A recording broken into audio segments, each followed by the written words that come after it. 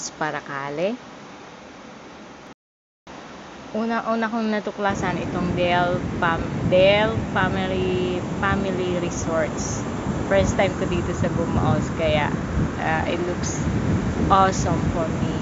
It looks fabulous and great. Tignan mo naman yan. Parang nasa Acapulco. Talagang pang island, parang nasa Acapulco. Tignan mo ang palibot nila. Ang dagat. Pwede kang mag-surfing.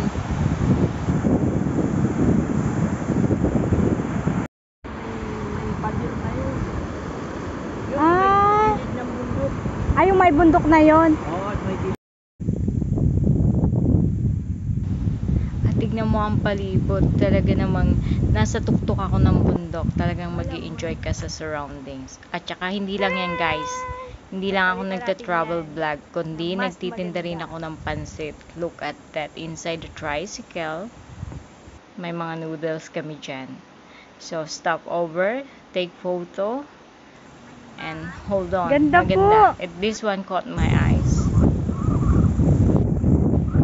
Yan, pulang daga ang tawag dyan. Pulang lupa. Ganda, guys. Kung mahilig kayo sa nature, punta kayo dito. Mag-enjoy kayo.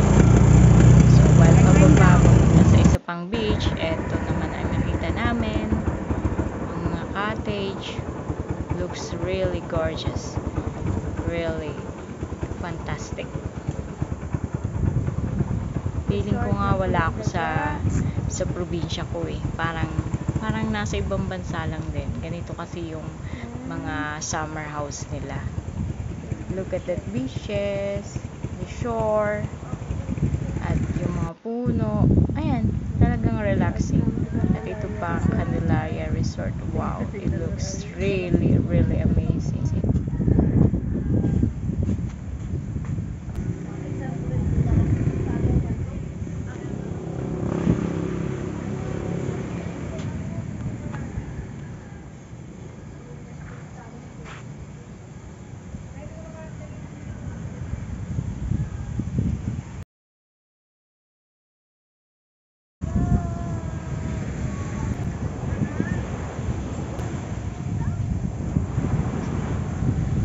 Ang mahalaga dito mga kabiyahe, napansin nyo ang paligid nila, malinis.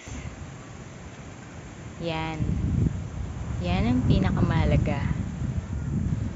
Tuloy na ang biyahe natin kay Medora. Then suddenly this one caught my eye. A dragon. Tiram ako dito doy. Feel ko tuloy nasa ibang bansa. Hong Kong, Macau, Singapore, Indonesia, Vietnam, and Thailand. All this country they love the dragon. You know. Pero kabiyahe, andito lang yan sa Camarines Norte. So, papahuli ka ba?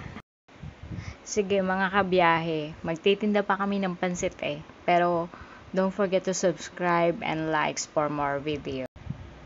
Ito ang inyong kabiyahe kasama sa inyong lakwatsa. Amy signing off now. Bye then!